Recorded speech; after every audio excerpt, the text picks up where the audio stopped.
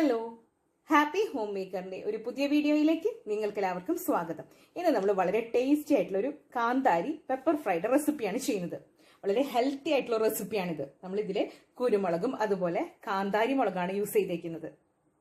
ഒരുപാട് എണ്ണയിൽ നമ്മൾ ഡീപ്പ് ഫ്രൈ ചെയ്തെടുക്കുന്നതിന് പകരം വളരെ കുറച്ച് ഒലിവ് ഓയിലിൽ നമ്മൾ ഷാലോ ഫ്രൈ ചെയ്തെടുക്കുകയാണ് ചെയ്യുന്നത്. അപ്പോൾ നമുക്ക് വേഗം തന്നെ റെസിപ്പി ഒന്ന് കണ്ടു നോക്കാം. അപ്പോൾ നമുക്കിന്ന് അടിപൊളിയായിട്ടുള്ളൊരു ചിക്കൻ ഫ്രൈ ഉണ്ടാക്കാം. നമ്മളിവിടെ നേരത്തെ പറഞ്ഞതുപോലെ ഒരു ഡീപ്പ് ഫ്രൈ അല്ല ചെയ്യുന്നത്, ഒരു ഷാലോ ഫ്രൈ ആണ് ചെയ്യുന്നത് ചിക്കൻ. അപ്പം ഞാൻ ഇവിടെ ചിക്കൻ ഡ്രം സ്റ്റിക്സ്, അതായത് ചിക്കൻ്റെ കാല് മാത്രമാണ് എടുത്തിരിക്കുന്നത്. ഇത് ഒരു 7 പീസോളം ഉണ്ട്, അതായത് ഒരു 3/4 കിലോ അതിന് മുകളിലായിട്ട് വരും. അപ്പോൾ നിങ്ങൾക്ക് വേണമെങ്കിൽ 3/4 കിലോ ചിക്കൻ എടുക്കാം. ഞാനിപ്പോൾ ഇവിടെ ലെഗ് എടുത്തു എന്ന് മാത്രം, അതല്ല 1 കിലോ, അതൊക്കെ നിങ്ങളുടെ ഇഷ്ടം, എത്ര വേണമെങ്കിലും എടുക്കാം. ഇതിൻ്റെ മസാല എന്തൊക്കെയാണെന്നുള്ളത് ഞാൻ പറഞ്ഞുതരാം. അപ്പോൾ ആദ്യം തന്നെ നമുക്ക് ഈ ചിക്കനെ നല്ലതുപോലെ ഒന്ന് വരഞ്ഞെടുക്കണം. അതായത് ലെഗ് പീസ് ആയതുകൊണ്ട് തന്നെ ഉള്ളിലേക്ക് മസാലയൊക്കെ പിടിക്കാൻ വേണ്ടിയിട്ട് നല്ലതുപോലെ ഒന്ന് വരഞ്ഞെടുക്കാം. നിങ്ങൾക്ക് ഇതിന് പകരമായിട്ട് 1 കിലോയോളം ചിക്കൻ്റെ ബ്രസ്റ്റ് പീസ് എടുത്താലും മതി. എൻ്റെ ബ്രസ്റ്റ് പീസ് ഉണ്ടല്ലോ, അതായത് ബോൺലെസ് ആയിട്ടുള്ള പീസസ് എടുത്താലും മതി. പ്രത്യേകിച്ച് ഹെൽത്ത് കോൺഷ്യസ് ആയിട്ടാണ് ചെയ്യുന്നതെങ്കിൽ ബ്രസ്റ്റ് പീസ് ചെയ്യായിരിക്കും ഏറ്റവും നല്ലത്. ഇനി ഇതിലേക്ക് നമ്മൾ കുറച്ച് തൈര് ഇട്ട് കൊടുക്കുകയാണ്.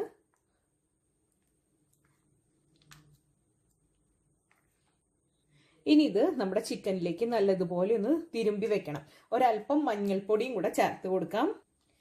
ഇനി നമുക്കിത് നമ്മുടെ ചിക്കനിലേക്ക് നല്ലതുപോലെ തിരുമ്പി പിടിപ്പിക്കണം. ഇനി നമുക്ക് ഈ ചിക്കൻ 1 മണിക്കൂർ നേരം ഒന്ന് മാറ്റി വെക്കാം. നമ്മൾ ചേർത്തിട്ടുള്ള തൈരൊക്കെ നല്ലതുപോലെ ഒന്ന് പിടിക്കാൻ വേണ്ടിയിട്ടാണ്. ഇത് മസാലയുടെ ഭാഗമായിട്ടല്ല നമ്മൾ ചേർക്കുന്നത്, നമ്മുടെ ചിക്കൻ നല്ല ജ്യൂസി ആയിട്ട് കിട്ടാൻ വേണ്ടിയിട്ടാണ്. ചിക്കൻ ഫ്രൈ ചെയ്താലും ചിക്കൻ്റെ ഉൾവശമൊക്കെ നല്ല ടെൻഡറായിട്ട്, അധികം നമ്മൾ പറയില്ലേ ഒരു റബ്ബർ പോലെ അല്ലെങ്കിൽ ചവചവാന്നിരിക്കാതെ നല്ല സോഫ്റ്റ് ആയിട്ട് ഇരിക്കാൻ വേണ്ടിയിട്ടാണ് നമ്മൾ ഈ ഒരു പ്രോസസ്സ് ചെയ്യുന്നത്. അപ്പോൾ നമുക്കിതൊരു മണിക്കൂർ നേരത്തേക്ക് ഒന്ന് മാറ്റി വെക്കാം. ഈ സമയം കൊണ്ട് നമുക്ക് ഇതിൻ്റെ മസാലയിലേക്ക് വേണ്ട കാര്യങ്ങളൊക്കെ ഒന്ന് അടുപ്പിച്ച് വെക്കാം. ഞാനിവിടെ മസാല തയ്യാറാക്കാൻ പോവാണ്.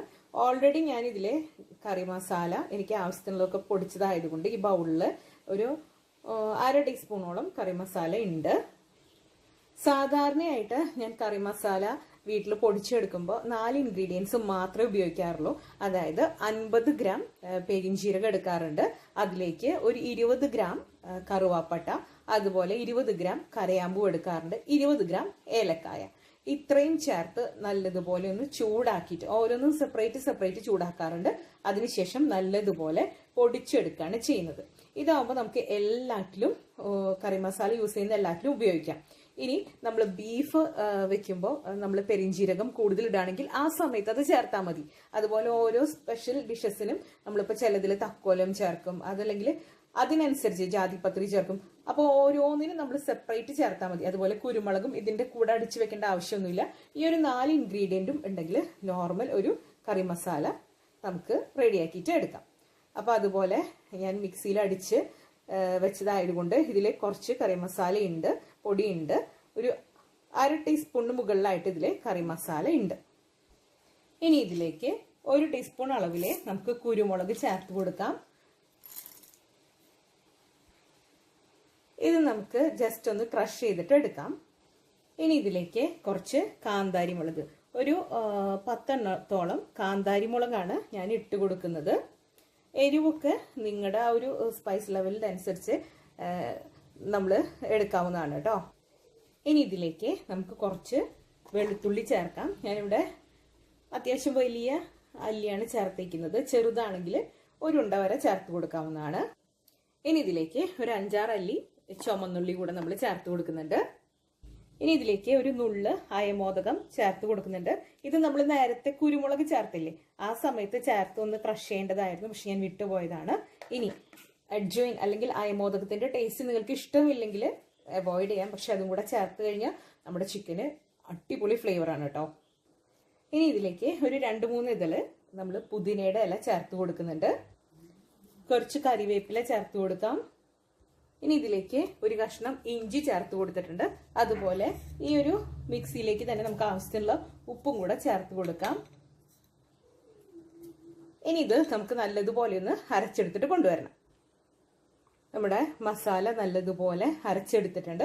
ഈ സമയത്ത് നമുക്ക് മസാലയിൽ ആവശ്യത്തിനുള്ള ഉപ്പും അതുപോലെ എരിവൊക്കെ ഉണ്ടോ നോക്കാം. നമ്മൾ തൈര് പുരട്ടി മാറ്റി വെച്ചേക്കുന്ന ചിക്കൻ ഉണ്ടല്ലോ, ഇത് നമുക്ക് നല്ലതുപോലെ ഒന്ന് പിഴിഞ്ഞെടുക്കണം. ഇതിൽ ആ ഒരു വെള്ളത്തിന്റെ അംശമൊക്കെ നല്ലതുപോലെ, ആ തൈരിന്റെ അംശമൊക്കെ നല്ലതുപോലെ കളയാം. അതായത് കുറച്ച് ഡ്രൈ ആയിട്ട് കിട്ടുമ്പോഴാണ് നമ്മുടെ മസാലയൊക്കെ കറക്റ്റായിട്ട് ഇതിൽ പിടിക്കുള്ളൂ.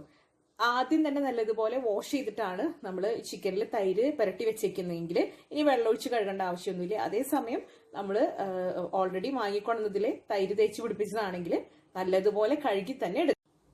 ഇനി ഇതിലേക്ക് നമുക്ക് നമ്മുടെ മസാല ഇട്ട് കൊടുക്കാം. അതുപോലെ ചിലർക്ക് തൈരിൽ ഇങ്ങനെ പുരട്ടി വെക്കുന്നതൊന്നും ഒട്ടും താല്പര്യം ഉണ്ടാവില്ല.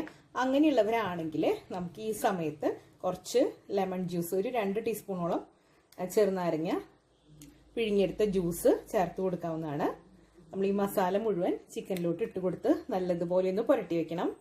നമ്മുടെ ഈ മസാല നല്ലതുപോലെ പിടിക്കാൻ വേണ്ടിയിട്ടാണ് നമ്മൾ ചിക്കൻ വരങ്ങി വെക്കണം എന്ന് പറയുന്നത് കേട്ടോ.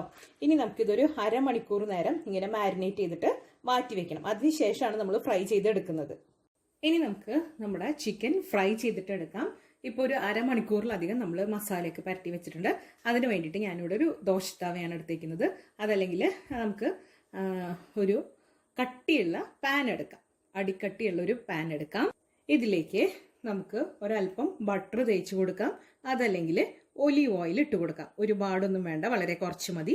ഞാനിവിടെ ഒലീവ് ഓയിലാണ് എടുത്തേക്കുന്നത്. ഇനി നമുക്കിതിലേക്ക് നമ്മുടെ മസാല പുരട്ടി വെച്ചിരിക്കുന്ന ചിക്കൻ ഉണ്ടല്ലോ, അത് വെച്ച് കൊടുക്കാം.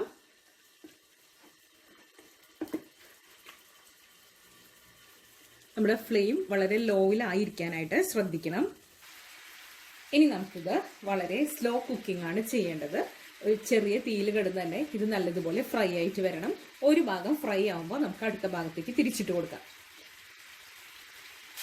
നമ്മുടെ ചിക്കൻ ഒരു വശം നമ്മൾ ഇട്ട് കൊടുത്തിട്ട് ഏകദേശം 20 മിനിറ്റ് ആയിട്ടുണ്ട്. ഇനി ഇതിൻ്റെ മുകളിലേക്ക് ഒരല്പം ഒലിവ് ഓയിൽ ഇട്ട് കൊടുക്കുകയാണ്. നമ്മളിത് ഒരുപാട് എണ്ണയിൽ വറുത്ത് കോരേണ്ട ആവശ്യമൊന്നുമില്ല കേട്ടോ. കുറച്ച് സമയം എടുക്കുന്നു മാത്രമേ ഉള്ളൂ. പക്ഷെ നല്ല അടിപൊളി ടേസ്റ്റാണ്. ഇനി നമുക്കിതൊന്ന് മറിച്ചിട്ട് കൊടുക്കാം.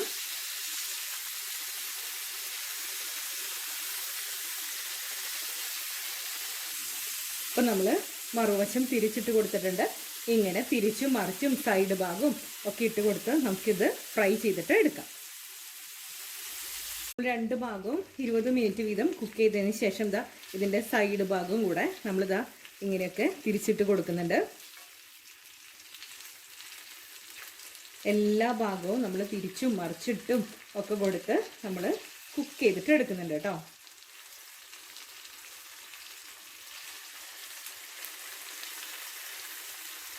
ഇതിൽ നല്ലതുപോലെ മസാലയും പിടിച്ചിട്ടുണ്ട്, അതുപോലെ നന്നായിട്ട് കുക്കായിട്ടുമുണ്ട്. ഒരു 5 മിനിറ്റ് നേരം കൂടെ നമുക്ക് ഒന്ന് വെച്ച് കൊടുക്കാം.